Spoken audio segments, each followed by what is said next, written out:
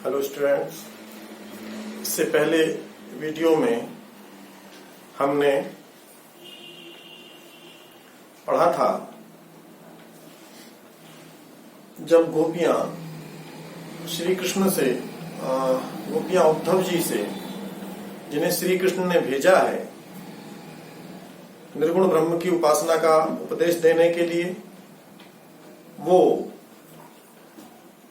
बहुत चातुर्यपूर्ण ढंग से उनको ये कहती हैं कि हमें तो ऐसा लगता है कि आपको यहां श्री कृष्ण ने यहां के लिए भेजा ही नहीं था, आप तो कहीं और जा रहे थे और अपना मार्ग भूल करके यहां पहुंच गए। वही प्रसंग है, श्री कृष्ण के भेजे हुए जो उद्धव जी हैं वो अभी भी उन्होंने हार नहीं मानी है और वो गोपियों को तरह तरह के युक्तियां बता करके, तर्क दे करके निराकार की उपासना के लिए तैयार कर रहे हैं। इस प्रयास में है कि गोपियां निराकार की उपासना के लिए तैयार हो जाएं। इसी प्रसंग में जो गोपियां हैं वो सीधे सीधे उनको मना नहीं करना चाहती, लेकिन उन्हें निर्गुण की उपासना करनी भी नहीं है। फिर भी वो क्या करती हैं, एक प्रश्न करती हैं उद्धव जी से, जो हमें आज पद पढ़ना है। पहला उद्धव जी से कहती हैं कि अच्छा ठीक है उद्धव जी, हमें मालूम है हम जिस कृष्ण की उपासना करते हैं वो श्याम सुंदर श्री कृष्ण हैं, वो नंद बाबा मैया यशोदा के पुत्र हैं, यहाँ पलते हैं, हमारे साथ खेलते हैं, वो कौन है हमें जिनकी उपासना करनी है। अब आप कह रहे हो कि उन्हें छोड़ करके हम निराकार की उपासना करें, तो हमें उस निराकार का रूप रंग पता कुछ तो बताएं। इसी विषय में गोपियों के बड़े चातुर्यपूर्ण प्रश्न, जो वाक् चातुरी है गोपियों की, यहाँ देखते ही बनती है। और उद्धव जी जैसा ज्ञानी गोपियों की उस वाक् चातुरी के सामने नतमस्तक हो जाता है, निरुत्तर हो जाता है, निशब्द हो जाता है। पहली पंक्ति से हम देखेंगे, निर्गुण कौन देश को वासी। गोपियां श्री कृष्ण से पूछती हैं, गोपियां उद्धव जी से पूछती हैं कि निर्गुण कौन देश को वासी। ये जो निर्गुण है, आप ये बताएं कि ये किस देश का रहने वाला है। हे उद्धव जी, आप कृपा करके हमें यह बताएं कि ये निर्गुण किस देश का रहने वाला है। मधुकर कहीं समुझाए सौंह दे, यहां एक शब्द आया मधुकर। मधुकर कहते हैं वैसे भ्रमर को, भौरे को। अब यहां उद्धव को मधुकर क्यों कह दिया, तो आप लोग जानेंगे। इसकी चर्चा हम लोग नहीं कर पाए, बड़ी क्लास में जाकर के होती है। गोपी और उद्धव जो संवाद है, इस गोपी उद्धव संवाद को भारतीय साहित्य, हिंदी साहित्य में भ्रमर गीत के नाम से जाना जाता है। सूरदास जी के काव्य में भी इसको भ्रमर गीत कहा गया है। अन्य किसी कवि ने इसको भ्रमर गीत सार कहा, किसी ने इसको भ्रमर दूत के नाम से इस प्रसंग को लिखा है। तो यहां भ्रमर मधुकर नाम क्यों आ गया, तो जो उद्धव हैं, जब गोपियों को निराकार ब्रह्म की उपासना का उपदेश मधुबन में, वहां एक उपवन में बगीचे में दे रहे थे गोपियों को बुला करके, उसी समय वहां एक भौरा आ जाता है और गोपियां सीधे सीधे उद्धव को आरोपित न करके, उद्धव का नाम न लेकर के उस भौरे को आरोपित करती हैं और उद्धव को भौरे के सदृश मानती हैं। जैसे भ्रमर का स्वभाव होता है, कभी इस पुष्प पे कभी उस पुष्प पे मंडराना, उस पर जाना, उसके पराग का पान करना। उद्धव जी ने भी संभवतः गोपियों को ऐसा ही समझाया कि उनको श्री कृष्ण की उपासना से हटा करके उन्हें दूसरी ओर लगा दिया जाए। तो उद्धव जी के स्वभाव की भी तुलना जो गोपियां कर रही हैं वो भ्रमर से कर रही हैं, कहीं ये वाला स्वभाव आपका हो सकता है उद्धव जी, हमारा नहीं हो सकता। इसीलिए यहाँ मधुकर शब्द सूरदास जी ने प्रयुक्त किया है उद्धव के लिए। मधुकर का अर्थ वैसे भ्रमर होता है, लेकिन यहाँ मधुकर का अर्थ है उद्धव। मधुकर कहीं समझाए सौहृदय। गोपियां बड़ी चतुर हैं, उद्धव जी की ही कसम खाती हैं। उद्धव जी हम आपको आपकी कसम देती हैं। सौहृदय, सौम का मतलब है कसम, दे हम आपको आप ही की कसम दे करके कहती हैं, हमें समझा करके कहिए। बूझती सांच न हासी, हम आपसे सच्ची सच्ची बात पूछती हैं, इसमें कोई हंसी की बात नहीं है, हम हंसी नहीं कर रही हैं, इसमें कोई परिहास नहीं हो रहा है। हमें सच सच बताइए कि निर्गुण कौन देश को वासी, आपका जो ये निराकार ब्रह्म है, जो आपका ये निर्गुण ईश्वर है, ये किस देश का रहने वाला है। और प्रश्न करती हैं, पूछती हैं को है जनक, हमें पता है हमारे कृष्ण के जनक कौन है, आप हमें अपने निर्गुण का जनक बताइए। जनक मतलब पिता। को है जनक, आपके इस निराकार परमात्मा के पिता कौन है। कौन है जननी, इसकी जननी कौन है, माता कौन है। कौन नारी, इनकी पत्नी कौन है। प्रेयसी कौन है। और को दासी, और इनकी दास दासियों के नाम क्या हैं, आप हमें वो बताएं। और क्या बताएं, कैसो बरन, हमें पता है श्री कृष्ण मोर के पंखों का मुकुट लगाते हैं, गले में बैजंती माला पहनते हैं, हमें तो अपने वाले का पता है, आप अपने वाले का पता बताओ तो जरा। कैसो बरन, रंग कैसा है, हमारा तो सांवला सलोना सा है, आपका वाला जो निराकार है, निर्गुण है, वो कैसा है। अब बेचारे उद्धव जी निर्गुण है, जो निराकार है, उसका रंग क्या बताएं। कैसो बरन, वेश है कैसो, उसका वेश कैसा है, वो क्या पहनता है, क्या ओढ़ता है। और किही रस में अभिलाषी, उसे सबसे ज्यादा कौन सा रस, खाने के 6 जो रस होते हैं, मीठा, तीखा, खट्टा, नमकीन आदि जो 6 रस होते हैं, उनमें से कौन सा रस उसको सबसे ज्यादा पसंद है। हमें तो मालूम है कि हमारे वाले को तो माखन मिश्री बहुत पसंद आता है, माखन रोटी बहुत पसंद आती है, तो हमें मालूम है हमारे वाले को क्या चाहिए। और जब हमें ये मालूम होता है कि हमारे प्रिय को क्या पसंद है, और जब हम उसकी पसंद का भोग लगाते हैं, वो आनंदित होता है, प्रसन्न होता है। तो हम भी उसको भोग क्या लगाएंगे, आप जरा हमें बताएं कि वो किही रस में अभिलाषी, वो कौन से रस को ज्यादा मन से ग्रहण करता है, जिसको कि हम उसे समर्पित कर सकें। और पावे गो पुनि कियो आपनो, जोरे करे गो गांसी। और यहाँ गोपियां केवल पूछ ही नहीं रही हैं, यहाँ चेतावनी भी दे रही हैं कि उद्धव जी, क्योंकि हम आपके निराकार को जानती नहीं है, तो आप जो मर्जी आए कहीं वो बता दो कि वो ये है, ऐसा है, वैसा है, ये खा, हमें कुछ गलत मत बताना। जोरे करेगो गांसी, गांसी का अर्थ था छल कपट, छल छिद्र कपट आदि। हमारे साथ किसी भी प्रकार का आप कपट न कीजिएगा, और यदि किया आपने तो पावेगो पुनि कियो आपनो। अगर हमारे साथ, हम सीधे मन वाली गोपियां हैं, हमारे साथ अगर आपने कोई छल किया, किसी प्रकार का कपट किया, कोई हमें उसकी गलत जानकारी दी, तो आपको अपनी करनी का फल भोगना ही पड़ेगा। हमारे साथ इसलिए कोई छल मत कीजिएगा। जोरे करे वो गांसी, इसका अर्थ है अगर आप हमसे कोई छल करेंगे तो आपको उसका परिणाम भुगतना पड़ेगा, ये ध्यान रखिएगा। तो हमें सच सच बताइए कि उसकी माता कौन है, पिता कौन है, उसकी नारी कौन है, उसकी दासी कौन है, उसका वर्ण कैसा है, उसका वेश कैसा है, उसका रंग क्या है, कौन से रस का वो प्रयोग ज्यादा करता है, सब सच सच हमें बताइए।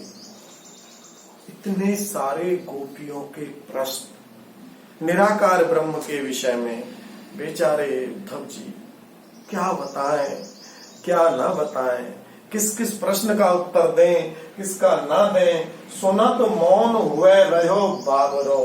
गोपियों ने एक प्रश्न के ऊपर 2 प्रश्न, 3 प्रश्न, 4, 6, जब प्रश्न पर प्रश्न प्रति प्रश्न गोपियों ने किए, तब इन प्रश्नों को सुन करके जो उद्धव जी थे वो बेचारे मौन रह गए। सुनत मौन, सूरदास जी लिखते हैं अंतिम पंक्ति में, सुनत मौन हुए रहो बाबरो। बावले जैसी अवस्था हो गई, क्या कहूं क्या न कहूं, ऐसी अवस्था में सुनत मौन हुए रहो बाबरो। सूर सवै मति नासी। सूरदास जी कहते हैं उद्धव जी जितनी मति, मति कहते हैं बेटा बुद्धि, उद्धव जी जितनी बुद्धि ज्ञान की लेकर आए थे, निराकार ब्रह्म की उपासना का संदेश देने हेतु जितना ज्ञान का संचित कोश इकट्ठा करके लाए थे, वो सब जैसे कि कहीं नष्ट हो गया, वह जैसे कि पूरी तरह से समाप्त हो गया। निर्गुण कौन देश को वासी। गोपियों के इन प्रश्नों को सुनकर के जो उद्धव जी हैं वो उत्तर नहीं दे सके। काव्य सौंदर्य में गोपियां उद्धव जी से निराकार ब्रह्म का रंग, रूप, गुण, स्वभाव आदि के विषय में जानकारी चाहती हैं। दूसरा पॉइंट हो सकता है, प्रस्तुत पद में गोपियों का जो वाक् चातुर्य है वो बड़ा दर्शनीय है, जिसके आगे निरुत्तर हो जाते हैं उद्धव जी। रस, यहां वियोग श्रृंगार, छंद, गेय पद, अलंकार, अनुप्रास और भाषा, इसकी ब्रज, ये आपका काव्य सौंदर्य हो जाएगा। सूरदास पाठ का ये अंतिम पद है। हमारा आज पूरा जो पहला पाठ है काव्य का सूरदास, वह आज संपन्न हो जाएगा। इस पद में का प्रसंग पहले जान लें।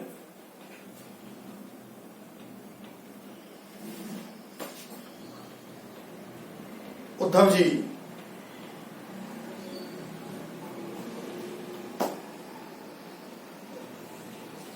जब आए हैं यहां,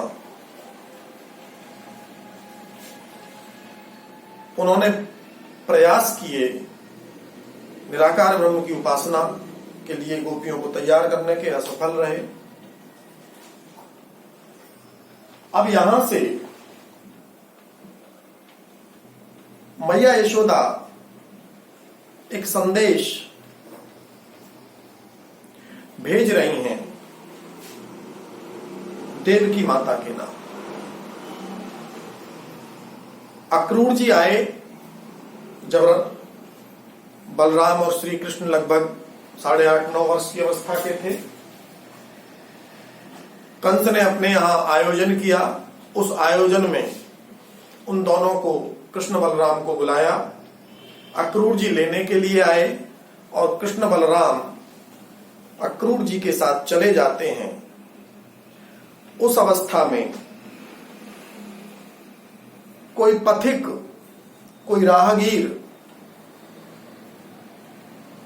मथुरा जा रहा है और मैया यशोदा उस पथिक से, कुछ लोग तो कहते हैं कि वो उद्धव जी थे, लेकिन उस समय उद्धव जी नहीं है। उद्धव जी, उद्धव प्रसंग में वो नहीं आता है। तो मैया यशोदा उस पथिक से, उस राहगीर से मैया यशोदा सूचना भेजती हैं, संदेश भेजती हैं माता देवकी के लिए। देखिए, आप सब जानते हैं श्री कृष्ण को जन्म दिया देवकी ने।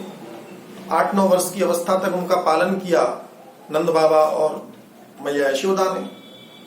तो बचपन से जन्म देते ही, जन्म नवजात शिशु के रूप में जिस माँ के पास आ गया हो, 8 साल तक, जिसने 9 साल तक पालन किया हो, वो अपने बच्चे की बचपन की हरकतों को, उसकी आवश्यकताओं को ज्यादा बेहतर जानती है। यही बात मैया यशोदा यहाँ सूचना के रूप में उनके पास भेज रहे थे। कहती हैं, संदेशो देव की सो कहियो। मैया यशोदा उस राहगीर से कहती हैं कि हे राहगीर, हे पथिक, मेरा जो ये संदेश है वो माता बहन देवकी से कह देगा।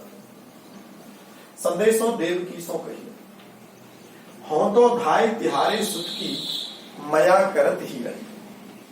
उनसे कहना, यद्यपि मैं उनके पुत्र की धाय हूं। धाय आप जानते हैं, पालन करने वाली मां। वो उसकी जन्मदात्री माता है, अधिकार उनका ज्यादा है, वो अपने बच्चे के बारे में ज्यादा जानती हैं। लेकिन क्योंकि पालन मैंने किया है बचपन में उसका, तो मैं भी उसको समझती हूं। सच्चाई ये है माता यशोदा कहना तो ये चाहती हैं कि उसका पालन अब तक मैंने किया है तो मैं उसके विषय में ज्यादा जानती हूँ, लेकिन ऐसा कह नहीं रहे हैं। सूरदास जी ने ऐसा सीधे सीधे कहा नहीं है, शालीनता से वो संदेश भेजती हैं। हो तो धाय तिहारे सुत की, मैं तो तुम तो वास्तविक माता हो, मैं तो केवल पालन करने वाली माँ हूँ, धाय हूँ। मया करत ही रही हो, ये मया जो शब्द है, दो शब्द आते हैं, एक जोड़े में आता दया मया। तो जैसे दया करने, दया अर्थ का कृपा का है, वैसे ही मया शब्द का अर्थ भी यहाँ दया ही होता है, कृपा होता है। मया करत ही रही हो, हमारे ऊपर आप अपनी दया दृष्टि बनाए रखिएगा। यद्यपि टेव तुम जानती उनकी, ये नहीं कह रहे कि तुम नहीं जानती कृष्ण के बारे में।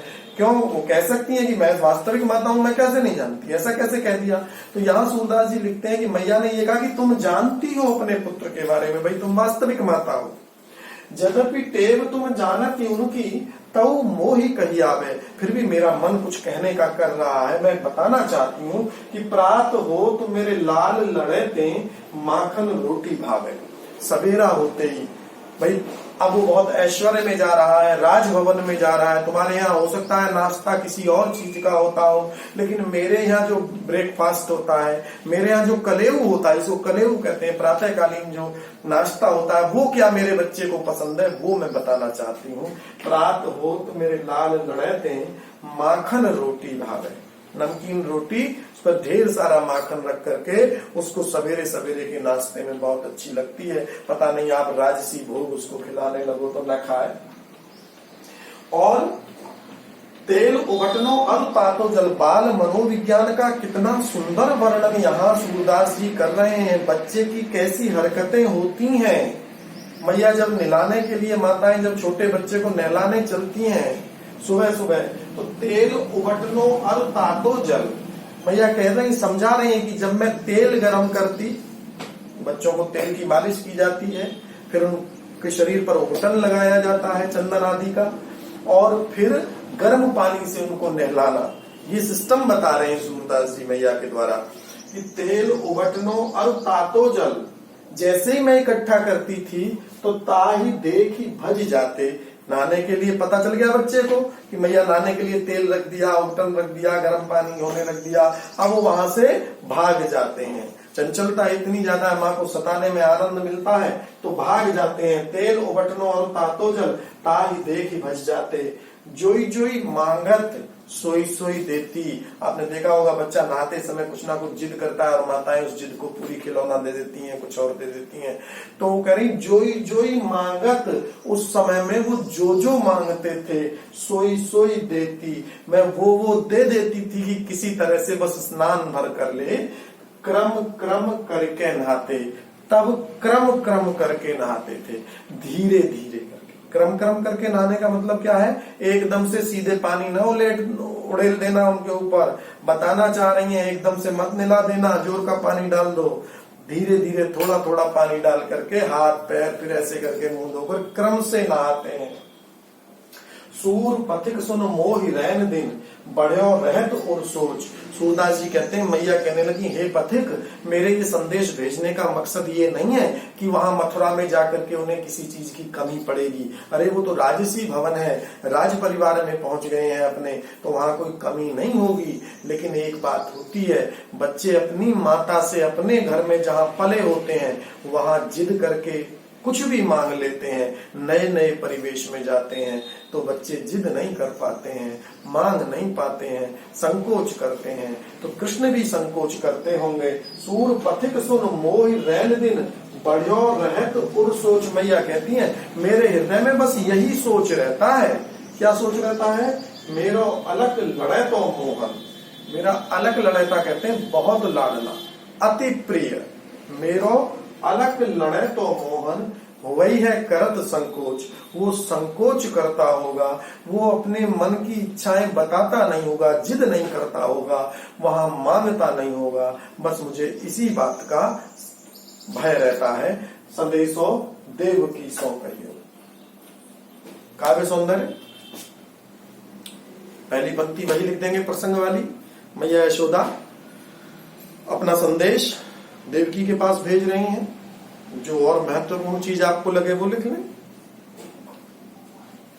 वियोग श्रृंगार है, माता वात्सल्य रस भी है इसमें, वियोग और वात्सल्य दोनों हो जाएंगे। माता वियोग में अपने पुत्र की बात कर रही है और बालक की लीलाओं का वर्णन है, उनके कलापों का वर्णन है, इसलिए इसमें वियोग श्रृंगार भी वात्सल्य रस भी हो जाएगा।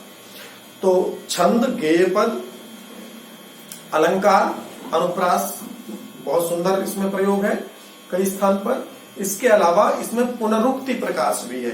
एक शब्द का एक साथ दो बार जब प्रयोग होता है तो वहां अलंकार होता है पुनरुक्ति प्रकाश। तो यहाँ एक पुनरुक्ति प्रकाश अलंकार है, जोई जोई, सोई सोई और क्रम क्रम, लगातार शब्दों का आवृत्ति है, इसलिए पुनरुक्ति प्रकाश अलंकार भी है। भाषा ब्रज है।